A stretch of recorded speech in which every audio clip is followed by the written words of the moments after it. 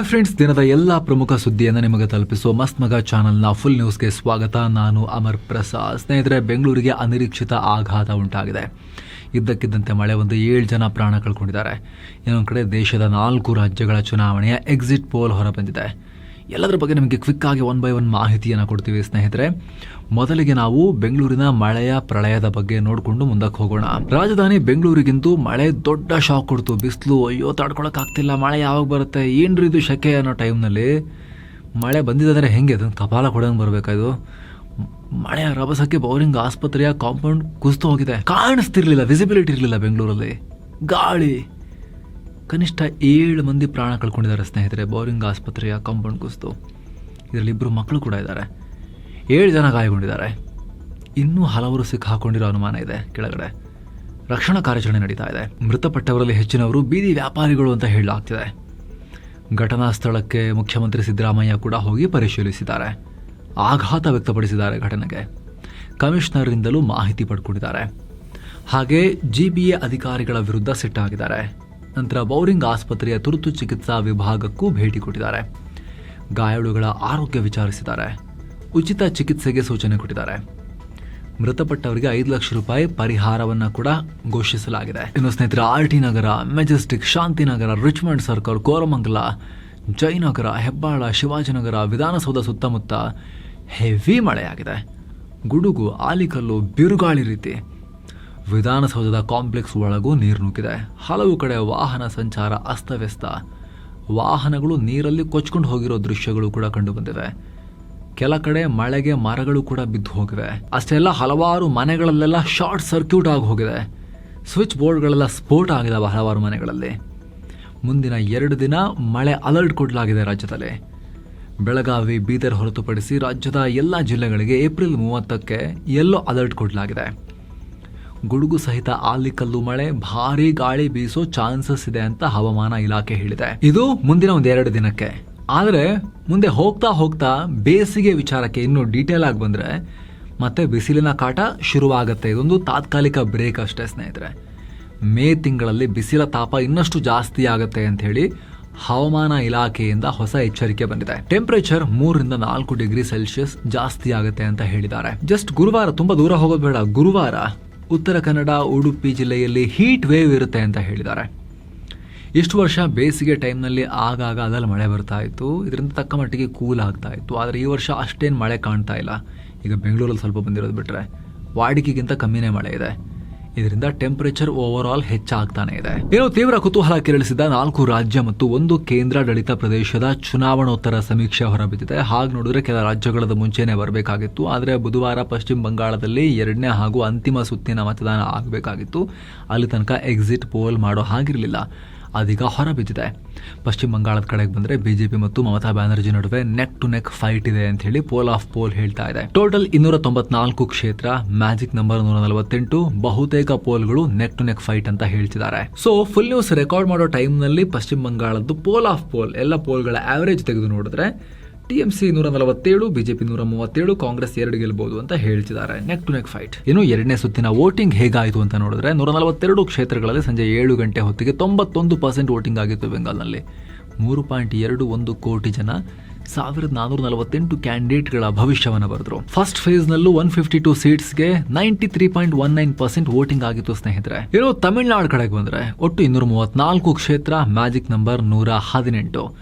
DMK, NDA ಅಂದರೆ AIADMK plus BJP ಹಾಗೂ ಇದರ ಪಕ್ಷಗಳು, ಹಾಗೆ TVK ನಡುವೆ ತ್ರಿಕೋನ ಸ್ಪರ್ಧೆ ಇದೆ. ಇಲ್ಲಿ ಆಕ್ಸಿಸ್ ಮೈ ಇಂಡಿಯಾದವರ ಸರ್ವೆ ಹೈಲೈಟ್ ಆಗ್ತಿದೆ. ಅವ್ರು ಏನ್ ಹೇಳಿದಾರೆ ಗೊತ್ತಾ ಸ್ನೇಹಿತರೆ, ಇಲ್ಲಿ DMK 92ರಿಂದ 110 ಸೀಟು, NDA 22ರಿಂದ 32 ಅಷ್ಟೇ ಗೆಲ್ಬಹುದು. ವಿಜಯರ TVK DMK ಸ್ಟಾಲಿನ್ ಪಾರ್ಟಿಗೆ ಈಕ್ವಲ್ ಆಗಿ 98ರಿಂದ 120 ಸ್ಥಾನ ಗೆಲ್ಲಬಹುದು ಅಂತ ಭವಿಷ್ಯವಾಣಿ ನುಡಿದಿದ್ದಾರೆ ವಿಜಯ್ ಪಾರ್ಟಿಗೆ ಈ ಆಕ್ಸಿಸ್ ಮೈ ಇಂಡಿಯಾದವರು. ಆದರೆ ಇದೊಂದು ಬಿಟ್ಟು ಉಳಿದ ಎಲ್ಲ ಪೋಲ್ಗಳು ಬೇರೆ ಇದೆ ಸ್ಟೋರಿ ಹೇಳ್ತಿದ್ದಾರೆ. ವಿಜಯ್ಗೆ ಅಷ್ಟೊಂದೆಲ್ಲ ಬರಲ್ಲ, ಬಂದರೆ 30-40 ಬರ್ಬೋದು ಅಂತ. ಸೊ ನಾವು ಎಲ್ಲ ಪೋಲ್ಗಳ ಆವರೇಜ್ ತೆಗೆದು ಪೋಲ್ ಆಫ್ ಪೋಲ್ ನೋಡೋಣ. DMK 130, NDA 65, TVK 31 ಸ್ಥಾನ ಗೆಲ್ಬೋದು ಅಂತ ಹೇಳ್ತಿದ್ದಾರೆ ಪೋಲ್ ಆಫ್ ಪೋಲ್ನಲ್ಲಿ. ಇನ್ನು ಕೇರಳಂ ಒಟ್ಟು ಸ್ಥಾನ 140, ಬಹುಮತಕ್ಕೆ ಬೇಕಾಗಿರುವುದು 71. ಇಲ್ಲಿ CPIM ನಾಯಕ ಹಾಲಿ CM ಪಿಣರಾಯಿ ವಿಜಯನ್ ನೇತೃತ್ವದ ಲೆಫ್ಟ್ ಡೆಮೊಕ್ರೆಟಿಕ್ ಫ್ರಂಟ್ LDF ಮತ್ತು ಕಾಂಗ್ರೆಸ್ ಲೀಡರ್ಶಿಪ್ನ ಯುನೈಟೆಡ್ ಡೆಮೊಕ್ರೆಟಿಕ್ ಫ್ರಂಟ್ UDF ನಡುವೆ ನೇರ ಸ್ಪರ್ಧೆ. BJP ಕೂಡ ಓಡ್ತಾ ಇದೆ ರೇಸ್ನಲ್ಲಿ. ಇಲ್ಲಿ ಪೋಲ್ ಆಫ್ ಪೋಲ್ ಏನು ಹೇಳ್ತಾ ಇದೆ, ಎಲ್ಲ ಸಮೀಕ್ಷೆಗಳ ಆವರೇಜ್ ಏನು ಹೇಳ್ತಾ ಇದೆ ಅಂತ ನಾವು ನೋಡೋಣ ಸ್ನೇಹಿತರೆ. ಇಲ್ಲಿ LDFಗೆ 59 ಬರ್ಬೋದು, UDFಗೆ 77, BJPಗೆ ಬಂದರೆ 2 ಬರ್ಬೋದು ಅಬ್ಬಬ್ಬ ಅಂದರೆ ಅಂಥೇಳಿ ಎಲ್ಲ ಸಮೀಕ್ಷೆಗಳ ಆವರೇಜ್ ಹೇಳ್ತಾ ಇದ್ದಾವೆ. ಅಂದರೆ ಎಡಪಕ್ಷಗಳು ತಮ್ಮ ಕಡೆಯ ರಾಜ್ಯವನ್ನು ಕೂಡ ಕಳ್ಕೊಂಡು ಇಡೀ ಭಾರತದಲ್ಲಿ ಒಂದು ರಾಜ್ಯದಲ್ಲಿ ಇರೋಲ್ಲ, ಜಾಗ ಖಾಲಿ ಮಾಡ್ತಾರೆ. ಕಾಂಗ್ರೆಸ್ ಕೂಟ ಅಧಿಕಾರಕ್ಕೆ ಬರುತ್ತೆ ಕೇರಳದಲ್ಲಿ ಅಂತ. BJP ಪ್ರಯತ್ನ ಅಷ್ಟೊಂದೇನು ಗಿಡ್ತಾ ಇಲ್ಲ ಮತ್ತೆ ಒಂದು ಸೆಕೆಂಡ್. ಬಟ್ ವೋಟ್ ಪರ್ಸೆಂಟೇಜ್ ಎಷ್ಟಿರುತ್ತೆ ಅಂತ ನೋಡಬೇಕು. ಏನು ಅಸ್ಸಾಂ ವಿಚಾರಕ್ಕೆ ಬಂದರೆ ಒಟ್ಟು ಕ್ಷೇತ್ರಗಳು 126, ಮೆಜಾರಿಟಿಗೆ ಬೇಕಾಗಿರೋದು 64 ಸೀಟ್.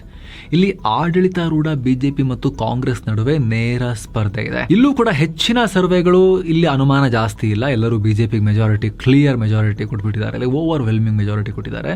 ಸೊ ಎಲ್ಲ ಸರ್ವೆಗಳ ಆವರೇಜ್ ತೆಗೆದು ನಾವು ನೋಡಿದ್ರೆ BJPಗೆ 88 ಸೀಟ್ಗಳಿಗೂ ಅಧಿಕ, ಕಾಂಗ್ರೆಸ್ಗೆ 27ರ ಆಸುಪಾಸು, AUDF 0, ಅದರ್ಸ್ 4 ಅಂತ ಹೇಳ್ತಿದ್ದಾರೆ. ಏನು ಕಡೆಯದಾಗಿ ಪುದುಚೇರಿ ಅಸೆಂಬ್ಲಿ ಒಟ್ಟು ಕ್ಷೇತ್ರಗಳು 30, ಬಹುಮತಕ್ಕೆ ಬೇಕಾಗಿರೋದು 16.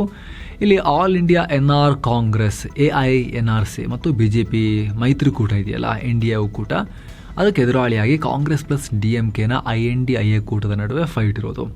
ನಟ ವಿಜಯರಾಜ್ TVK ಕೂಡ ವಿಸಿಲ್ ಊದ್ತಾ ಇದೆ. ಇಲ್ಲಿ ಆಕ್ಸಿಸ್ ಮೈ ಇಂಡಿಯಾ ಸರ್ವೆ ಪ್ರಕಾರ NRC ಪ್ಲಸ್ ಅಂದರೆ BJP ಕೂಟ 16ರಿಂದ 20 ಸ್ಥಾನ ಪಡೆದು ಬಹುಮತಕ್ಕೆ ಬರ್ತಾರೆ ಅಂತ ಹೇಳಿದೆ. ಇನ್ನೊಂದು ಪೀಪಲ್ಸ್ ಪಲ್ಸ್ ಅನ್ನೋ ಸರ್ವೆ ಕೂಡ 16ರಿಂದ 19 ಸ್ಥಾನ ಪಡೆದು BJP ಕೂಟ ಅಂದರೆ NRC ಜೊತೆಗೆ ಅವರು ಅಧಿಕಾರಕ್ಕೆ ಬರ್ತಾರೆ ಅಂತ ಹೇಳಿದೆ. ಇನ್ನು ಸ್ನೇಹಿತರೆ, ಶಿರಡಿ ಸಾಯಿಬಾಬಾ, ಪಂಚವಟಿ, ಶನಿ ಶಿಂಗ್ನಾಪುರ ಸೇರಿ ಈ ಕ್ಷೇತ್ರಗಳಿಗೆ ಯಾತ್ರೆ ಹೋಗ್ಬರೋ ಆಸಕ್ತಿ ಇದ್ರೆ ಈ ಪ್ಯಾಕೇಜ್ ನಿಮಗಾಗಿ, ಆಲ್ ಇನ್ಕ್ಲೂಸಿವ್ ಪ್ಯಾಕೇಜ್. ಕರ್ಕೊಂಡು ಹೋಗಿ ವಾಪಸ್ ಕರ್ಕೊಂಡ್ಬಂದ್ಬಿಡ್ತಾರೆ. ಸೀನಿಯರ್ ಸಿಟಿಸನ್ಸ್ ಇದ್ರೆ ಸ್ಪೆಷಲ್ ಕೇರ್ನೊಂದಿಗೆ 7 ಸ್ಯಾಂಡ್ಸ್ನವರು ಆಸಕ್ತರು ಕಾಲ್ ಮಾಡಿ ಬುಕ್ ಮಾಡ್ಕೊಂಡು ಹೋಗಿ ಬರ್ಬೋದು. ಏನು ಒಪೆಕ್ ಒಕ್ಕೂಟದಿಂದ UAE ಹೊರಗೆ ಬರ್ತಿದ್ದ ಹಾಗೆ PM ಮೋದಿ UAE ಭೇಟಿಗೆ ರೆಡಿ ಆಗಿದ್ದಾರೆ. ಈಗ ಮುಂದಿನ ತಿಂಗಳು PM ಮೋದಿ UAEಗೆ ಹೋಗಬಹುದು ಅಂತ ಮಾಹಿತಿ ಬರ್ತಾ ಇದೆ. ಯುರೋಪ್ನ 4 ರಾಷ್ಟ್ರಗಳಿಗೆ ಮೋದಿ ಪ್ರವಾಸ ಇಟ್ಕೊಂಡಿದ್ದಾರೆ. ಹಾಗೆ UAEಗೂ ವಿಸಿಟ್ ಮಾಡ್ತಾರೆ ಅನ್ನೋ ಮಾಹಿತಿ. ಬರೀ 3 ಗಂಟೆ ಕಾಲ PM ಮೋದಿ ಯುನೈಟೆಡ್ ಅರಬ್ ಎಮಿರೇಟ್ಸ್ನಲ್ಲಿರ್ತಾರೆ. ಈ ವೇಳೆ UAE ಅಧ್ಯಕ್ಷ ಶೇಖ್ ಮೊಹಮ್ಮದ್ ಬಿನ್ ಜಾಯದ್ ಅಲ್ ನಹಿಯಾನ್ರನ್ನ ಮೀಟ್ ಮಾಡ್ತಾರೆ. ಪ್ರಾದೇಶಿಕ ಪರಿಸ್ಥಿತಿ, ತೈಲ ಪೂರೈಕೆ ಬಗ್ಗೆ ಎಲ್ಲ ಚರ್ಚೆ ಆಗುತ್ತೆ. ಜನವರಿಯಲ್ಲಿ UAE ಅಧ್ಯಕ್ಷರು ಕೂಡ ಶಾರ್ಟ್ ಟ್ರಿಪ್ ಮಾಡಿದ್ರು, 3-4 ಗಂಟೆಗಳ ಶಾರ್ಟ್ ಟ್ರಿಪ್ ಮಾಡಿ ಹೋಗಿದ್ರು ಭಾರತಕ್ಕೆ ಯುದ್ಧಕ್ಕಿಂತ ಜಸ್ಟ್ ಬಿಫೋರ್. ಈಗ PM ಕೂಡ ಹೊರಟಿರೋದ್ರಿಂದ ಈ ಭೇಟಿ ಮೂಲಕ ಮೋದಿ PM ಆದ್ಮೇಲೆ UAEಗೆ 8ನೇ ಸಲ ವಿಸಿಟ್ ಮಾಡ್ದಂಗಾಗತ್ತೆ. ಮೋದಿ ಅತಿ ಹೆಚ್ಚು ಭೇಟಿ ಕೊಟ್ಟ ರಾಷ್ಟ್ರಗಳ ಪಟ್ಟಿಯಲ್ಲಿ ಅಮೆರಿಕ ಬಿಟ್ರೆ 2ನೇ ಸ್ಥಾನ ಯುನೈಟೆಡ್ ಅರಬ್ ಎಮಿರೇಟ್ಸ್ಗೆ ಇರೋದು. ಇನ್ನು ಅಮೆರಿಕದ ಸ್ವಘೋಷಿತ ರಾಜ ಟ್ರೋಲ್ ಪೀಸ್ ಅಮೆರಿಕ ಅಧ್ಯಕ್ಷ ಟ್ರಂಪ್ ಇರಾನ್ಗೆ ಮತ್ತೊಮ್ಮೆ ತಮ್ಮ ವಿಚಿತ್ರ ಶೈಲಿಯಲ್ಲಿ ಎಚ್ಚರಿಕೆ ಕೊಟ್ಟಿದ್ದಾರೆ. ಅವರೊಂದು ಪೋಸ್ಟ್ ಹಾಕೊಂಡಿದ್ದಾರೆ ಟ್ರಂಪ್, ಅದು ಕೂಡ ಅವ್ರದ್ದೇ ಸೋಷಿಯಲ್ ಮೀಡಿಯಾ, ಟ್ರುತ್ ಸೋಷಿಯಲ್ ಅಂತ ಅವರೇ ಮಾಡ್ಕೊಂಡಿರೋದು. ರೈಫಲ್ ಹಿಡ್ಕೊಂಡು ನಿಂತಿರೋ AI ಜನರೇಟೆಡ್ ಫೋಟೋ ಹಾಕಿಬಿಟ್ಟು no more mister nice guy ಅಂತ ಬರ್ಕೊಂಡಿದ್ದಾರೆ. ಅಂದರೆ ಅವ್ರ ಪ್ರಕಾರ ಇಲ್ಲಿವರೆಗೂ ಅವರು ನೈಸ್ ಗೈ ಆಗಿದ್ರು ಅಂತ. ಏನು ಮುಂದೆ ಅಷ್ಟೆಲ್ಲ ನೈಸ್ ಗೈ ಆಗಿರಲ್ಲ, ಒಳ್ಳೆ ಹುಡುಗ ಆಗಿರಲ್ಲ ನಾನು, ಇನ್ಮೇಲೆ ಕೆಟ್ಟ ಮಾಡ್ಬಿಡ್ತೀನಿ ನಿಮಗೆ ನೋಡಿ, ಹುಷಾರ್ ಅಂತೇಳಿ ಇರಾನ್ಗೆ ವಾರ್ನಿಂಗ್ ಕೊಟ್ಟಿದ್ದಾರೆ. ಇದಕ್ಕೆ ಇರಾನ್ ಅಷ್ಟೇ ಫಾಸ್ಟ್ ಆಗಿ ತಿರುಗೇಟು ಕೊಟ್ಟಿದೆ. ಟ್ರಂಪ್ರ ಇಂಥ ಬೆದರಿಕೆಗಳ ನಾವು ಬಗ್ಗಲ್ಲ ಅಂತ ಇರಾನ್ನ ಭದ್ರತಾ ಮಂಡಳಿಯ ಉಪಾಧ್ಯಕ್ಷರಾಗಿರೋ ಅಲ್ಲಾವುದ್ದೀನ್ ಬೋರಾ ಜರ್ಡಿ ಹೇಳಿಕೆ ಕೊಟ್ಟಿದ್ದಾರೆ. ಇರಾನ್ ಹತ್ರ ಹಲವು ವರ್ಷಗಳ ಕಾಲ ಯುದ್ಧ ಮಾಡೋಕೆ ಬೇಕಾದಷ್ಟು ಆಯುಧ ಇದೆ, ಡ್ರೋನ್ ಮತ್ತು ಕ್ಷಿಪಣಿ ರಾಶಿಯೇ ನಮ್ಮ ಹತ್ರ ತುಂಬಿದೆ, ಯುದ್ಧ ಭೂಮಿಯಲ್ಲಿ ಸೈನಿಕರು ಇದ್ದಾರೆ. ಅಮೆರಿಕ ಮತ್ತು ಇಸ್ರೇಲ್ಗೆ ಸರಿಯಾದ ಶಿಕ್ಷೆ ಆಗೋವರೆಗೂ ಕೂಡ ನಾವು ಪೆಟ್ಕೊಡೋದನ್ನು ಕಂಟಿನ್ಯೂ ಮಾಡ್ತೀವಿ ಅಂತ ಇರಾನ್ ನಾಯಕ ಹೇಳಿದ್ದಾರೆ. ಹಾಗೆ ಹಾರ್ಮೋಸ್ ಮೇಲಿನ ಕಂಟ್ರೋಲನ್ನು ಇರಾನ್ ಯಾವುದೇ ಕಾರಣಕ್ಕೆ ಬಿಟ್ಕೊಡಲ್ಲ ಅಂತಲೂ ಹೇಳಿದ್ದಾರೆ. ಇತ್ತ ಭಾರತ ಮತ್ತೊಂದು ಮಿಸೈಲ್ ಟೆಸ್ಟ್ ಮಾಡಿದೆ. ಒಡಿಶಾ ಕರಾವಳಿಯಲ್ಲಿ ಶಾರ್ಟ್ ರೇಂಜ್ನ NASMSR ಅಥವಾ ನೇವಲ್ ಆಂಟಿಶಿಪ್ ಮಿಸೈಲ್ ಟೆಸ್ಟ್ ಮಾಡಲಾಗಿದೆ. DRDO ಮತ್ತು ಭಾರತೀಯ ನೌಕಾಪಡೆ ಇದನ್ನು ಕಂಡಕ್ಟ್ ಮಾಡಿದ್ದಾರೆ. ಹೆಲಿಕಾಪ್ಟರ್ನಿಂದ ಈ ಮಿಸೈಲ್ ಉಡಾಯಿಸಲಾಗಿದೆ. 2 ಸಲ ಟೆಸ್ಟ್ ಮಾಡಿದ್ದಾರೆ. ಒಂದೇ ಸಲ 100 kg ಸ್ಫೋಟಕ ಹೊತ್ತು ಹೋಗಿ ಹೊಡೆಯುವ ಸಾಮರ್ಥ್ಯ ಇದಕ್ಕಿದೆ. 55 ಕಿಲೋಮೀಟರ್ ದೂರದಲ್ಲೇ ಶತ್ರು ಯುದ್ಧ ನೌಕೆಗಳನ್ನು ನಾಶ ಮಾಡುವ ಸಾಮರ್ಥ್ಯ ಹೊಂದಿದೆ. 50 ಮೀಟರ್ನಿಂದ 3 ಕಿಲೋಮೀಟರ್ ಎತ್ತರದವರೆಗೂ ಹಾರುವ ಕೆಪಾಸಿಟಿಯನ್ನು ಕೂಡ ಇದು ಹೊಂದಿದೆ. ದಾರಿ ನಡುವೆನೇ ಪಥವನ್ನು ಬದಲಾಯಿಸಲಿಕ್ಕೂ ಆಗತ್ತೆ ಇದ್ರದ್ದು. HAL Dhruv, MH-60R, Westland sea king ಹೆಲಿಕಾಪ್ಟರ್ಗಳ ಮೂಲಕ ಇವುಗಳನ್ನು ಫೈರ್ ಮಾಡಬಹುದು. ಪಂಜಾಬ್ ಬ್ಲಾಸ್ಟ್ನಲ್ಲಿ ಖಲಿಸ್ತಾನಿ ಉಗ್ರರಿದ್ದಾರೆ ಅಂತ ಪೊಲೀಸರು ಹೇಳಿದ್ದಾರೆ. ಸೋಮವಾರ ತಡರಾತ್ರಿ ಪಂಜಾಬ್ನ ಪಟಿಯಾಲದಲ್ಲಿ ರೈಲು ಹಳಿ ಬಳಿ ಸ್ಫೋಟ ಉಂಟಾಗಿತ್ತು. ಇದರಲ್ಲಿ ಪಾಕ್ನ ISI ಬೆಂಬಲಿತ ಖಲಿಸ್ತಾನಿ ಉಗ್ರ ಮಾಡ್ಯೂಲ್ನ ಸಂಚಿದೆ ಅಂತ ಪೊಲೀಸರು ಮಾಹಿತಿ ಕೊಟ್ಟಿದ್ದಾರೆ. ಪಬ್ಲಿಕ್ ಪ್ರಾಪರ್ಟಿ, ಇನ್ಫ್ರಾಗಳ ಮೇಲೆ ದಾಳಿ ಮಾಡೋಕೆ ಪ್ಲಾನ್ ಹಾಕಿದ್ರು ಅಂತ ಗೊತ್ತಾಗಿದೆ. ಸದ್ಯ ಈ ಕೇಸ್ಗೆ ಸಂಬಂಧಪಟ್ಟಂತೆ 4 ಅರೆಸ್ಟ್ ಮಾಡಲಾಗಿದೆ. ಪ್ರದೀಪ್ ಸಿಂಗ್ ಖಾಲ್ಸಾ, ಕುಲ್ವಿಂದರ್ ಸತ್ನಾಮ್ ಮತ್ತು ಗುರುಪ್ರೀತ್ ಸಿಂಗ್ ಅಂತ ಗುರುತಿಸಲಾಗಿದೆ. ಎಲ್ಲ ಪಂಜಾಬ್ ಮೂಲದವರೇ. ಮಲೇಷ್ಯಾದ ಉಗ್ರ ಸಂಘಟನೆಗಳೊಂದಿಗೂ ಕೂಡ ಇವರಿಗೆ ಲಿಂಕ್ ಇತ್ತು. ಪಾಕ್ನಿಂದ ಆಯುಧ ಬರ್ತಾ ಇತ್ತು. ಸಾಕಷ್ಟು ಮಾರಕಾಸ್ತ್ರ, ಮದ್ದುಗುಂಡನ್ನು ಕೂಡ ವಶಕ್ಕೆ ಪಡೆಯಲಾಗಿದೆ. ಏನೋ ಭಾರತದಲ್ಲಿ ಪೆಟ್ರೋಲ್, ಡೀಸೆಲ್ ವಾಹನಗಳಿಗೆ ಇನ್ಮುಂದೆ ಫ್ಯೂಚರ್ ಇರೋದಿಲ್ಲ ಅಂತ ವಾರ್ನಿಂಗ್ ಕೊಟ್ಟಿದ್ದಾರೆ ಆಟೋಮೊಬೈಲ್ ಕಂಪನಿಗಳಿಗೆ. ಕಾರು, ಬೈಕು, ಗಾಡಿಗಳನ್ನು ಮ್ಯಾನುಫ್ಯಾಕ್ಚರ್ ಮಾಡೋ ಕಂಪನಿಗಳಿಗೆ ಆದಷ್ಟು ಬೇಗ ನೀವು ಗ್ರೀನ್ ಎನರ್ಜಿ ಕಡೆಗೆ ಅಥವಾ ಭಾರತ ಸ್ವಾವಲಂಬಿ ಆಗಿರೋ ಎನರ್ಜಿ ಕಡೆಗೆ ಮುಖ ಮಾಡಬೇಕು ಅನ್ನೋ ರೀತಿಯಲ್ಲಿ ಸೂಚನೆ ಕೊಡಲಾಗಿದೆ. ಅಂದರೆ ಯಾವುದೆಲ್ಲ ಹೈಡ್ರೋಜನ್, EV, ಎಥನಾಲ್ ಈ ಕಡೆಗೆ ಮುಖ ಮಾಡಬೇಕು, ಅದಕ್ಕೆ ಸೂಟ್ ಆಗಿರೋ ಗಾಡಿಗಳನ್ನು ನೀವು ಮಾಡಬೇಕು ಅಂತ ಕರೆ ಕೊಟ್ಟಿದ್ದಾರೆ ಗಡ್ಕರಿ. ಅದರಲ್ಲೂ ಕೂಡ ಎಲೆಕ್ಟ್ರಿಕ್ ಬಸ್ಗಳು 3 ಪಟ್ಟು ಜಾಸ್ತಿ ಮಾಡಿ ಪ್ರೊಡಕ್ಷನ್. ನೆಕ್ಸ್ಟ್ 3 ಇಯರ್ಸಲ್ಲಿ 1.5 ಲಕ್ಷ ಎಲೆಕ್ಟ್ರಿಕ್ ಬಸ್ಗಳು ಬೇಕು ನಮಗೆ ಅಂತ ಗಡ್ಕರಿ ಹೇಳಿದ್ದಾರೆ. ಹಾಗೆ ಬಸ್ ಸೇಫ್ಟಿ ಬಗ್ಗೆನೂ ಹೊಸ ರೂಲ್ಸ್ ತಂದಿದ್ದಾರೆ. ಬಸ್ ರಿಜಿಸ್ಟ್ರೇಷನ್ ಬರೀ ಸೆಲ್ಫ್ ಸರ್ಟಿಫಿಕೇಶನ್ ಸಾಲಲ್ಲ, ವಾಹನ್ ಪೋರ್ಟಲ್ನಲ್ಲಿ ವಿಡಿಯೋ ಮತ್ತು ಫಿಸಿಕಲ್ ಚೆಕ್ ಕಡ್ಡಾಯ. ಇದಾದರೆ ಮಾತ್ರ ವೆಹಿಕಲ್ ರಿಜಿಸ್ಟ್ರೇಷನ್ ಕಂಪ್ಲೀಟ್ ಆಗೋದು ಅಂತ ಸಾರಿಗೆ ಸಚಿವರು ಹೇಳಿದ್ದಾರೆ. ಏನು ಉತ್ತರ ಪ್ರದೇಶದಲ್ಲಿ 594 ಕಿಲೋಮೀಟರ್ ಉದ್ದದ ಗಂಗಾ ಎಕ್ಸ್ಪ್ರೆಸ್ ವೇಯನ್ನ PM ಮೋದಿ ಉದ್ಘಾಟನೆ ಮಾಡಿದ್ದಾರೆ. ಈ ಬೃಹತ್ ಎಕ್ಸ್ಪ್ರೆಸ್ ವೇ ಮೀರತ್ನಿಂದ ಶುರುವಾಗಿ ಪ್ರಯಾಗ್ರಾಜ್ನಲ್ಲಿ ಅಂತ್ಯ ಆಗುತ್ತೆ. 12 ಗಂಟೆಗಳ ಪ್ರಯಾಣವನ್ನು ಬರೀ 6 ಗಂಟೆಗೆ ಇಳಿಸ್ತಾ ಇದೆ. 37,000 ಕೋಟಿ ರೂಪಾಯಿ ಖರ್ಚಲ್ಲಿ 6 ಲೇನ್ ಹೈವೇ ಇದು ಎಕ್ಸ್ಪ್ರೆಸ್ ವೇ. ತುರ್ತು ಸಂದರ್ಭಗಳಲ್ಲಿ ಬಳಸೋಕೆ ಸೇನೆಗೆ ಏರ್ ಸ್ಟ್ರಿಪ್ ಕೂಡ ನಿರ್ಮಾಣ ಆಗಿದೆ. ಇದರಲ್ಲಿ 32 ಫ್ಲೈಓವರ್ಗಳಿವೆ, 14 ಮೇಜರ್ ಬ್ರಿಡ್ಜಸ್ ಇವೆ. ಏನೋ ಶಿವಮೊಗ್ಗದ ಶಂಕರಘಟ್ಟದ ಕುವೆಂಪು ಯೂನಿವರ್ಸಿಟಿಯಲ್ಲಿ ದೊಡ್ಡ ಗಲಾಟೆಯಾಗಿದೆ. NSUI ನೇತೃತ್ವದಲ್ಲಿ ವಿದ್ಯಾರ್ಥಿಗಳು ಕುಲಪತಿಗಳ ವಿರುದ್ಧ ಪ್ರತಿಭಟನೆ ಮಾಡಿದ್ದಾರೆ. ಕುಲಪತಿ ಕಚೇರಿ ಆವರಣದಲ್ಲಿದ್ದ ಕುರ್ಚಿ, ಪಾಟ್ಗಳನ್ನು ಪುಡಿ ಮಾಡಿದ್ದಾರೆ. ಪರೀಕ್ಷೆ ಮುಗಿದ 5 ತಿಂಗಳಾದರೂ ಕೂಡ ರಿಸಲ್ಟೇ ಬಿಟ್ಟಿಲ್ಲ. ಕಳೆದ 3 ವರ್ಷಗಳಿಂದ ವಿದ್ಯಾರ್ಥಿಗಳಿಗೆ ಯಾವುದೇ ಮಾರ್ಕ್ಸ್ ಕಾರ್ಡ್ ಕೊಟ್ಟಿಲ್ಲ, ಡಿಗ್ರಿ ಸರ್ಟಿಫಿಕೇಟ್ ಕೂಡ ಕೊಡ್ತಾ ಇಲ್ಲ. ಯೂನಿವರ್ಸಿಟಿಯ ಡಿಜಿಟಲ್ ಮೌಲ್ಯಮಾಪನ ಪದ್ಧತಿ ಡ್ರಾಪ್ ಮಾಡಬೇಕು ಅಂತ ವಿದ್ಯಾರ್ಥಿಗಳು ಆಗ್ರಹ ಮಾಡಿದ್ದಾರೆ.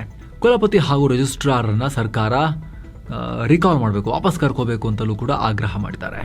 ಇನ್ನು 56,432 ಸರ್ಕಾರಿ ಹುದ್ದೆಗಳ ನೇಮಕಾತಿ ಪ್ರಕ್ರಿಯೆ ಮುಂದುವರಿಸೋಕೆ ರಾಜ್ಯ ಸರ್ಕಾರ ಆದೇಶ ಹೊರಡಿಸಿದೆ. ಒಳ ಮೀಸಲಾತಿ ಜಾರಿ ಸಂಬಂಧ ಈ ನೇಮಕಾತಿಯನ್ನು ತಡೆಹಿಡಿಯಲಾಗಿತ್ತು. ಈಗ SC ಸಮುದಾಯಗಳಿಗೆ ಒಳ ಮೀಸಲಾತಿ ಜಾರಿಗೆ ಸಂಪುಟ ಒಪ್ಪಿಗೆ ಕೊಟ್ಟ ಬೆನ್ನಲ್ಲೇ ಸಿಬ್ಬಂದಿ ಮತ್ತು ಆಡಳಿತ ಸುಧಾರಣಾ ಇಲಾಖೆ ಈ ಆದೇಶ ಹೊರಡಿಸಿದೆ. ಇನ್ನು ಬುದ್ಧ ಪೂರ್ಣಿಮೆ ಹಿನ್ನೆಲೆಯಲ್ಲಿ ಮೇ 1ನೇ ತಾರೀಕು ಬೆಂಗಳೂರಿನಾದ್ಯಂತ ಪ್ರಾಣಿ ವಧೆ ಮತ್ತು ಮಾಂಸ ಮಾರಾಟವನ್ನು ಕಂಪ್ಲೀಟ್ ಬ್ಯಾನ್ ಮಾಡಿದೆ ಗ್ರೇಟರ್ ಬೆಂಗಳೂರು ಅಥಾರಿಟಿ. ಇನ್ನು ಸಾರಿಗೆ ನೌಕರರ ವೇತನದ ಹಿಂಬಾಕಿ ಕೊಡೋಕೆ ಸರ್ಕಾರ ಒಪ್ಪಿಗೆ ಕೊಟ್ಟಿದೆ. ಒಟ್ಟು 38 ತಿಂಗಳ ಬಾಕಿ, 26 ತಿಂಗಳ ಹಿಂಬಾಕಿಗೆ ಅನುಮೋದನೆ ಕೊಡಲಾಗಿದೆ. 1,271 ಕೋಟಿ ರೂಪಾಯಿ ರಿಲೀಸ್ ಮಾಡಬೇಕಾಗಿತ್ತು. ಅದರಲ್ಲಿ ಮೊದಲ ಹಂತದಲ್ಲಿ 450 ಕೋಟಿ ರೂಪಾಯಿ ರಿಲೀಸ್ ಆಗಿದೆ. ರೇಣುಕಾಸ್ವಾಮಿ ಕೊಲೆ ಕೇಸ್ನಲ್ಲಿ ನಟ ದರ್ಶನ್ ಮತ್ತೆ ಸುಪ್ರೀಂ ಕೋರ್ಟ್ಗೆ ಹೋಗಿದ್ದಾರೆ. 2ನೇ ಸಲ ಜಾಮೀನಿಗಾಗಿ ಅರ್ಜಿ ಹಾಕಿದ್ದಾರೆ. ಅರ್ಜಿ ವಿಚಾರಣೆ ಮೇ 4ಕ್ಕೆ ನಡೆಯುತ್ತೆ. ಸಾಕ್ಷ್ಯಗಳ ವಿಚಾರದಲ್ಲಿ ತುಂಬಾ ಡಿಲೇ ಆಗಿದೆ, ಹಾಗಾಗಿ ನನಗೆ ಬೇಲ್ ಕೊಡಬೇಕು ಅಂತ ಕೇಳ್ಕೊಂಡಿದ್ದಾರೆ ಈ ಸಲ. ಏನೋ CM ಬದಲಾವಣೆ ಚರ್ಚೆ ನಡುವೆ ಗೃಹ ಮಂತ್ರಿ G. ಪರಮೇಶ್ವರ್ ಇಂಟ್ರೆಸ್ಟಿಂಗ್ ಹೇಳಿಕೆ ಕೊಟ್ಟಿದ್ದಾರೆ. AICC ಅಧ್ಯಕ್ಷ ಮಲ್ಲಿಕಾರ್ಜುನ ಖರ್ಗೆ ರಾಜ್ಯದ ಮುಖ್ಯಮಂತ್ರಿ ಆದರೆ ನನಗೆ ಬಹಳ ಖುಷಿ, ಅವರಿಗೆ ಅತಿ ಹೆಚ್ಚು ಅನುಭವ ಇದೆ ಅನ್ನೋ ಹೇಳಿಕೆ ಕೊಟ್ಟಿದ್ದಾರೆ. ರಾಜ್ಯದ ಎಲ್ಲ ವಿಚಾರಗಳು ಅವ್ರಿಗೆ ಗೊತ್ತಿದೆ ಅಂತಲೂ ಹೇಳಿದ್ದಾರೆ. ಕೊನೆಗೆ ರಾಜ್ಯದಲ್ಲಿ CM ಬದಲಾವಣೆ ಆಗೋ ಬಗ್ಗೆ ನನಗೇನು ಐಡಿಯಾನೇ ಇಲ್ಲಪ್ಪ, ಅದರ ಬಗ್ಗೆ ಮಾತಾಡೋಕ್ಕಾಗಲ್ಲಪ್ಪ ಅಂತ ಹೇಳಿ ಹಂಗೆ ಜಾರ್ಕೊಂಡ್ಬಿಟ್ಟಿದ್ದಾರೆ. ಆಮೇಲೆ ಮತ್ತೆ ದೇಶದಲ್ಲಿ ನಕ್ಸಲ್ ದಾಳಿ ಆಗಿದೆ. ಮಾರ್ಚ್ 31ಕ್ಕೆ ನಕ್ಸಲ್ ಮುಕ್ತ ಭಾರತ ಆಗಿದೆ ಅಂತ ಅಮಿತ್ ಶಾ ಹೇಳಿದ್ರಲ್ಲ ಪಾರ್ಲಿಮೆಂಟ್ನಲ್ಲಿ. ನಕ್ಸಲ್ ಅವನತಿ ಪೂರ್ತಿ ಆಗಿಲ್ಲ, ಇನ್ನೂ ಅಲ್ಲಲ್ಲಿ ಉಳ್ಕೊಂಡಿದ್ದಾರೆ ಅನ್ನೋದು ಮತ್ತೆ ಪ್ರೂವ್ ಆಗ್ತಿದೆ. ಜಾರ್ಖಂಡ್ನಲ್ಲಿ ನಕ್ಸಲರು ಭದ್ರತಾ ಪಡೆಗಳ ಮೇಲೆ ಗುಂಡು ಹಾರಿಸಿದ್ದಾರೆ. ಅಲ್ಲಿನ ವೆಸ್ಟ್ ಸಿಂಗ್ಭೂಮ್ ಜಿಲ್ಲೆಯ ಋತುಘಾಟು ಅರಣ್ಯ ಪ್ರದೇಶದಲ್ಲಿ ಕೋಬ್ರಾ ಸೈನಿಕರು ಗಸ್ತು ತಿರುಗುವಾಗ ಘಟನೆಯಾಗಿದೆ. ಸೇನೆ ಕೂಡ ಪ್ರತಿದಾಳಿ ಮಾಡಿ ಕಾರ್ಯಾಚರಣೆ ನಡೆಸ್ತಾ ಇದೆ. ಇಡೀ ಏರಿಯಾವನ್ನ ಈಗ ಸುತ್ತುವರೆದಿದೆ ಸೇನೆ. ಇತ್ತೀಚೆಗಷ್ಟೇ ನಕ್ಸಲ್ ಕಮಾಂಡರ್ ಮಿಸಿರ್ ಬೆಹ್ರಾ ನೇತೃತ್ವದಲ್ಲಿ ಇಲ್ಲೊಂದು ಟೀಮ್ ಇದೆ ಅನ್ನೋ ಮಾಹಿತಿ ಇತ್ತು. ಈಗ ಫುಲ್ ಅಲ್ಲೆಲ್ಲ ಕವರ್ ಮಾಡಿ ಹುಡುಕ್ತಿದ್ದಾರೆ ಅವ್ರನ್ನ. ಇನ್ನು ಒಡಿಶಾದಲ್ಲಿ ಒಂದು ಬಹಳ ಗಮನ ಸೆಳೆಯೋ ಘಟನೆಯಾಗಿದೆ. ಕಿಯೋಂಜರ್ ಜಿಲ್ಲೆಯಲ್ಲಿ ಬುಡಕಟ್ಟು ಸಮುದಾಯದ ಮಹಿಳೆಯೊಬ್ಬರು ಬ್ಯಾಂಕ್ ಒಂದರಲ್ಲಿ 19,000 ರೂಪಾಯಿ ದುಡ್ಡಿಟ್ಟಿದ್ರು. ಜಾನುವಾರು ಮಾರಿ ಅದನ್ನು ಡೆಪಾಸಿಟ್ ಇಟ್ಟಿದ್ರು. ಆಮೇಲೆ ಅವರು ಮೃತಪಟ್ಟಿದ್ರು. 2 ತಿಂಗಳಾಗಿತ್ತು ಅವ್ರು ಮೃತಪಟ್ಟು. ಅವರ ಸಹೋದರ ಜಿತು ಮುಂಡಾ ಬ್ಯಾಂಕಿಗೆ ಹೋದ್ರು. ಬ್ಯಾಂಕ್ನವರು ಹಣ ಕೊಡಲಿಲ್ಲ. ಪ್ರೂಫ್ ತೋರಿಸಿ, ರೂಲ್ಸ್ ಇದೆ ಅಂತೆಲ್ಲ ಹೇಳಿದ್ರು. ಹೆಂಗೆ ಕೊಡೋದು ನಿಮಗೆ ಅಂತ ಹೇಳಿ. ಅದಕ್ಕೆ ಜಿತು ಮುಂಡಾ ತಾನು ಆ ಮಹಿಳೆಯ ಉತ್ತರಾಧಿಕಾರಿ, ಲೀಗಲ್ ಏರ್, ಕಾನೂನುಬದ್ಧ ಉತ್ತರಾಧಿಕಾರಿ, ನನಗೆ ಸೇರಬೇಕು, ಅದು ಅವರು ಮೃತಪಟ್ಟಿದ್ದಾರೆ, ಡೆತ್ ಸರ್ಟಿಫಿಕೇಟ್ ಇದೆ ಅಂತೆಲ್ಲ ಪ್ರೂವ್ ಮಾಡೋಕೆ ಏನು ಮಾಡಿದ್ ಗೊತ್ತಾ? ಡೆತ್ ಸರ್ಟಿಫಿಕೇಟ್ ತಂದಿದ್ದಲ್ಲ, ಸಾಕ್ಷಿ ಕೊಟ್ಟಿದ್ದಲ್ಲ, ಪೇಪರ್ಸ್ ತಂದು ಕೊಟ್ಟಿದ್ದಲ್ಲ, ಹೋಗಿ ಸ್ಮಶಾನಕ್ಕೆ ಹೋಗಿ ಅಗದು ಆಸ್ತಿ ಪಂಜರ ಎತ್ಕೊಂಡ್ಬಂದಿದ್ದಾರೆ ಸೀದಾ ಬ್ಯಾಂಕಿಗೆ. ಬ್ಯಾಂಕ್ನವರು ಗಾಬರಿ ಆಗಿದ್ದಾರೆ ಫುಲ್. ಅದಾದಮೇಲೆ ಸರ್ಕಾರಿ ಅಧಿಕಾರಿಗಳು ಕೂಡ ಗಾಬರಿಯಾಗಿ ದಾಖಲೆಗಳನ್ನು ಹಿಡ್ಕೊಂಡು ಹೋಗಿದ್ದಾರೆ ಇವ್ರಿಗೆ ಹೆಲ್ಪ್ ಮಾಡೋಕ್ಕೆ. ಬ್ಯಾಂಕ್ನವ್ರಿಗೆ ಕೊಟ್ಟಿದ್ದಾರೆ ಅಧಿಕಾರಿಗಳೇ. ಆಮೇಲೆ ಬ್ಯಾಂಕ್ನವರು ಮರಣ ಪತ್ರ ಕೊಟ್ಟಿದ್ದಾರೆ, ಈಗ ವಾರಸುದಾರ ಪತ್ರ ಸಿಕ್ಕಿದೆ, ಹಣವನ್ನು ಸೆಟಲ್ ಮಾಡಿದ್ದೀವಿ ಅಂತ ಹೇಳಿ ಆಮೇಲೆ ಸ್ಟೇಟ್ಮೆಂಟ್ ಕೊಟ್ಟಿದ್ದಾರೆ. ಇದೆಲ್ಲ ಸಿಕ್ಕಾಪಟ್ಟೆ ಇಶ್ಯೂ ಆಗ್ತಿದೆ. ಹಾಗೆ ಸ್ವಲ್ಪ ಅವ್ರಿಗೆ ಗೈಡ್ ಮಾಡಬೇಕು ತಾನೆ, ಅವ್ರಿಗೆ ಗೊತ್ತಾಗಲ್ಲ ಅಂತ ಹೇಳಿದ್ರೆ ನೋಡಪ್ಪ ನೀನು ಉತ್ತರಾಧಿಕಾರಿ ಅಂತ ಸಾಬೀತು ಮಾಡಬೇಕಾಗತ್ತೆ, ಅವರಿಲ್ಲ ಅನ್ನೋದಕ್ಕೆ ಮರಣ ಪತ್ರ ಎಲ್ಲ ಬೇಕಾಗತ್ತೆ ಅಂತೇಳಿ ಎಕ್ಸ್ಪ್ಲೇನ್ ಮಾಡಿದ್ರೆ ತರ್ತಾ ಇದ್ರೇನು? ಇದೇನು ಪ್ರಾಕ್ಟಿಕಲ್ಲ ಇದು? ಪ್ರೂಫ್ ಕೇಳಿದ ತಕ್ಷಣ ಮೃತದೇಹ ಅಸ್ಥಿಪಂಜರ ಹೊತ್ಕೊಂಡು ಹೋಗೋಕ್ಕಾಗತ್ತಾ? ಪ್ರಾಕ್ಟಿಕಲ್ ಅಲ್ಲ ಇದು, ಇದಕ್ಕೆಲ್ಲ ಎನ್ಕರೇಜ್ ಮಾಡಬಾರ್ದು. ಸೇಮ್ ಟೈಮ್ ಬ್ಯಾಂಕ್ನವ್ರಿಗೂ ಕೂಡ ಹೇಳಬೇಕು, ಕರೆಕ್ಟಾಗಿ ಎಕ್ಸ್ಪ್ಲೇನ್ ಮಾಡಿ ಅಂತ ಹೇಳಿ ಗ್ರಾಹಕರಿಗೆ. ಏನೋ ಟೂರಿಸ್ಟ್ ವೀಸಾದಲ್ಲಿ ಭಾರತಕ್ಕೆ ಬಂದು ಕ್ರೈಸ್ತ ಮತ ಪ್ರಚಾರ ಮಾಡ್ತಾ ಇದ್ದ 3 ಅಮೆರಿಕನ್ ಪ್ರಜೆಗಳಿಗೆ ಪುಣೆ ಪೊಲೀಸರು ನೋಟಿಸ್ ಕೊಟ್ಟಿದ್ದಾರೆ. 53, 65, 66 ವರ್ಷದವರು, ಇವರೆಲ್ಲರೂ ಕೂಡ ಮಧ್ಯ ವಯಸ್ಸಿನವರು. ಮೇ 10ರ ಒಳಗೆ ದೇಶ ಬಿಟ್ಟು ಹೋಗಿ ಅಂತೇಳಿ ಸೂಚನೆ ಕೊಡಲಾಗಿದೆ. ಒಬ್ಬ ಟ್ಯಾಕ್ಸಿ ಡ್ರೈವರ್ ಇವ್ರ ವಿರುದ್ಧ ಪೊಲೀಸರಿಗೆ ದೂರು ಕೊಟ್ಟಿದ್ರು, ನೋಡಿ ಇಲ್ಲಿ ಮತ ಪ್ರಚಾರ ಮಾಡ್ತಿದ್ದಾರೆ ಇವರು ಅಂತ ಹೇಳಿ. ಇನ್ನು ನಟ ಯಶ್ ಅವರು ಮಾಡಿರೋ ಬಹು ನಿರೀಕ್ಷೆಯ ಟಾಕ್ಸಿಕ್ ಸಿನಿಮಾದ ರಿಲೀಸ್ ಡೇಟ್ ಮತ್ತೆ ಮುಂದೂಡಿಕೆಯಾಗಿದೆ. ಮಾರ್ಚ್ 19 ಕ್ಯಾನ್ಸಲ್ ಆಯಿತು, ಜೂನ್ 4 ಹೋಯಿತು, ಈಗ ಮತ್ತೆ ಮುಂದೂಡಿಕೆಯಾಗಿದೆ. ಗ್ಲೋಬಲಿ ಎಲ್ಲ ಇಡೀ ಪ್ರಪಂಚಕ್ಕೆ ಸೆಟ್ ಆಗೋ ಥರ ಒಂದು ಕರೆಕ್ಟಾಗಿ ಡೇಟ್ ಮಾಡಿ ಹೇಳ್ತೀವಿ ಅಂತ ಹೇಳಿ ಯಶ್ ಅವರು ಹೇಳಿದ್ದಾರೆ. ರೀಸೆಂಟಾಗಿ ಸಿನಿಮಾ ಕಾನ್ ಅನ್ನೋ ಫಿಲ್ಮ್ ಫೆಸ್ಟಿವಲ್ ಲಾಸ್ ವೇಗಸ್ನಲ್ಲಿ ಅಲ್ಲಿ ಇದನ್ನು ತೋರಿಸಿದಾಗ, ಈ ಮೂವಿನ ತೋರಿಸಿದಾಗ ಜಗತ್ತಿನಾದ್ಯಂತ ಬಂದಿದ್ದಂತಹ ಪ್ರದರ್ಶಕರು, ಥಿಯೇಟರ್ ಮಾಲೀಕರು ಎಲ್ಲ ನೋಡಿದ್ದಾರೆ. ಅವರು ಫುಲ್ ಥ್ರಿಲ್ ಆಗಿದ್ದಾರಂತೆ, ಭಯಂಕರ ರೆಸ್ಪಾನ್ಸ್ ಸಿಕ್ಕಿದೆ ಅಂತೆ. ಹಾಗಾಗಿ ಗ್ಲೋಬಲ್ ಲೆವೆಲ್ಗೆ ಅಲೈನ್ ಆಗೋ ಥರ ಡೇಟ್ ಹುಡುಕಿ ರಿಲೀಸ್ ಮಾಡ್ತೀವಿ ಅಂತ ಹೇಳಿದ್ದಾರೆ. ಇನ್ನು ಷೇರುಪೇಟೆ ವಿಚಾರಕ್ಕೆ ಬಂದರೆ ದಿನದ ವಹಿವಾಟಿನ ಅಂತ್ಯಕ್ಕೆ ಸೆನ್ಸೆಕ್ಸ್ 609 ಪಾಯಿಂಟ್ಸ್ ಅಥವಾ 0.79% ಹೆಚ್ಚಾಗಿ 77,496ಕ್ಕೆ ರೀಚ್ ಆಗಿದೆ.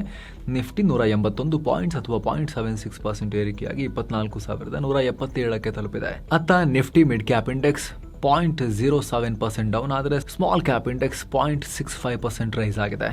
ಇಂಟ್ರಾಡೇನಲ್ಲಿ ಮಾರ್ಕೆಟ್ ಇಷ್ಟು ಚೆನ್ನಾಗಿ ವಹಿವಾಟು ನಡೆಸಿತ್ತು, ಆದರೆ ಅಮೆರಿಕ ಮತ್ತು ಇರಾನ್ ನಡುವಿನ ಸಂಘರ್ಷ ಮಾರ್ಕೆಟ್ ಓಟಕ್ಕೆ ಬ್ರೇಕ್ ಹಾಕ್ತು.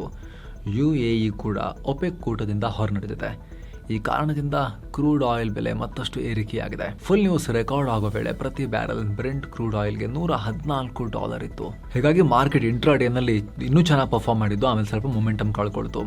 ಆದರೆ ITC, ಟೆಕ್ ಮಹೀಂದ್ರ ಮತ್ತು ಮಾರುತಿ ಸುಜುಕಿ ಇಂಡಿಯಾದಂಥ ಹೆವಿವೇಟ್ ಕಂಪನಿಗಳು ಮಾರ್ಕೆಟ್ಗೆ ಸಪೋರ್ಟ್ ಕೊಟ್ಟರು.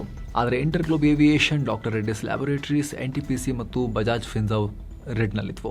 ಡಾಲರ್ ಮುಂದೆ ರೂಪಾಯಿ ಮೌಲ್ಯ 9 ಪೈಸೆ ಕುಸಿದು $94.74 ಆಗಿದೆ. ಇನ್ನು Q4 ರಿಸಲ್ಟ್ಸ್ ಕಡೆಗೆ ಬರೋದಾದ್ರೆ ಅದಾನಿ ಪವರ್ನ net profit year on year 64% jump ಆಗಿ 4,271 ಕೋಟಿ ರೂಪಾಯಿಗೆ ತಲುಪಿದೆ. ಇನ್ನು ಗಣಿಗಾರಿಕಾ company Vedanta limited net profit 89% ಜಾಸ್ತಿಯಾಗಿ 9,352 ಕೋಟಿ ರೂಪಾಯಿ ಅರ್ನ್ ಮಾಡಿದೆ. ಇನ್ನು ಬಜಾಜ್ ಫಿನಾನ್ಸ್ ನ ನೆಟ್ ಪ್ರಾಫಿಟ್ 22% ರೈಸ್ ಆಗಿ 5,465 ಕೋಟಿ ರೂಪಾಯಿ ತಲುಪಿದೆ. ಇನ್ನು ಭಾರತದ IT ದೈತ್ಯ ಇನ್ಫೋಸಿಸ್ಗೆ ಒಂದು ದೊಡ್ಡ ಡೀಲ್ ಸಿಕ್ಕಿದೆ. ಅಮೆರಿಕ ಮೂಲದ ಟ್ರಸ್ಟ್ ಫಿನಾನ್ಷಿಯಲ್ ಕಾರ್ಪ್ ಜೊತೆಗೆ ಒಪ್ಪಂದ ಆಗಿದೆ. 4,700 ಕೋಟಿ ರೂಪಾಯಿಯ ಡೀಲ್ ಇದು. ಇದರ ಅಡಿಯಲ್ಲಿ ಇನ್ಫೋಸಿಸ್ ಹೈದರಾಬಾದ್ನಲ್ಲಿ ಹೊಸ ಗ್ಲೋಬಲ್ ಕೇಪಬಿಲಿಟಿ ಸೆಂಟರ್ ನಿರ್ಮಾಣ ಮಾಡಿಕೊಡುತ್ತೆ. GCC ಟ್ರಸ್ಟ್ ಫೈನಾನ್ಷಿಯಲ್ ಕಾರ್ಪ್ ಕಂಪನಿಗೋಸ್ಕರ. ಅಷ್ಟು ಮಾತ್ರ ಅಲ್ಲ, 5 ವರ್ಷಗಳ ಕಾಲ ಈ GCCಯನ್ನ ಇನ್ಫೋಸಿಸ್ ರನ್ ಮಾಡಿಕೊಡುತ್ತೆ ಅವರಿಗೆ. ಆಮೇಲೆ ಟ್ರಸ್ಟ್ ಕಂಪನಿಗೆ ಅದನ್ನ ಟ್ರಾನ್ಸ್ಫರ್ ಮಾಡ್ತಾರೆ. ಏನು ಚಿನ್ನ ಮತ್ತು ಬೆಳ್ಳಿ ಬೆಲೆ ವಿಚಾರಕ್ಕೆ ಬಂದ್ರೆ 24 ಕ್ಯಾರೆಟ್ನ 10 ಗ್ರಾಮ್ ಚಿನ್ನದ ಬೆಲೆಯಲ್ಲಿ 809 ರೂಪಾಯಿ ಕಮ್ಮಿಯಾಗಿ 1,47,973 ರೂಪಾಯಿ ಆಗಿದೆ. 22 ಕ್ಯಾರೆಟ್ನ 10 ಗ್ರಾಮ್ ಚಿನ್ನದ ಬೆಲೆಯಲ್ಲಿ 741 ರೂಪಾಯಿ ಕಮ್ಮಿಯಾಗಿ 1,35,543 ರೂಪಾಯಿ ಆಗಿದೆ. 1 ಕೆಜಿ ಬೆಳ್ಳಿ ಬೆಲೆಯಲ್ಲಿ 241 ರೂಪಾಯಿ ಕಮ್ಮಿಯಾಗಿ 2,36,300 ರೂಪಾಯಿ ಆಗಿದೆ. ಸೊ ಫ್ರೆಂಡ್ಸ್, ಇದಾಗಿತ್ತು ಇವತ್ತಿನ ಫುಲ್ ನ್ಯೂಸ್. ನಾವು ಕೊಯ್ದಿಲ್ಲ, ಎಳೆದಿಲ್ಲ, ಕಿರ್ಚಾಡಿಲ್ಲ, ಬರೀ ಸುದ್ದಿಯನ್ನ ಸುದ್ದಿಯ ರೀತಿಯಲ್ಲಿ ತಲುಪಿಸೋ ಪ್ರಯತ್ನ ಮಾಡಿದ್ದೀವಿ. ನಿಮಗೆ ಇದು ಇಷ್ಟ ಆಗ್ತಾ ಇದ್ರೆ ಸ್ನೇಹಿತರೆ, ವಿಡಿಯೋ ಕೆಳಗಿರೋ ಜಾಯಿನ್ ಬಟನ್ ಮೂಲಕ ಆಸಕ್ತ ವೀಕ್ಷಕರು ಮಸ್ತ್ ಮಗ ಚಾನೆಲ್ಗೆ ಮೆಂಬರ್ ಆಗಿ ಜಾಯಿನ್ ಆಗ್ಬೋದು. ಎಲ್ಲ ಮೆಂಬರ್ ಓನ್ಲಿ ವಿಡಿಯೋಸ್ ಆಮೇಲೆ ನೋಡೋಕೆ ಶುರು ಮಾಡ್ಬೋದು. ಎಲ್ಲಕ್ಕಿಂತ ಹೆಚ್ಚಾಗಿ ನಿಮ್ಮ ಒಂದೊಂದು ಮೆಂಬರ್ಶಿಪ್ ಕೂಡ ನಮಗೆ ತುಂಬ ಮುಖ್ಯ. ನೀವು ನಮಗೆ ಕೊಡೋ ಅತಿ ದೊಡ್ಡ ಶಕ್ತಿ ಮತ್ತು ಬೆಂಬಲ ಅದು. ಆಸಕ್ತರು ಜಾಯಿನ್ ಬಟನ್ ಚೆಕ್ ಮಾಡಿ. ಮತ್ತೆ ಭೇಟಿ ಆಗ್ತೀವಿ ನೋಡೋ ಸ್ನೇಹಿತರೆ. ನಮಸ್ಕಾರ.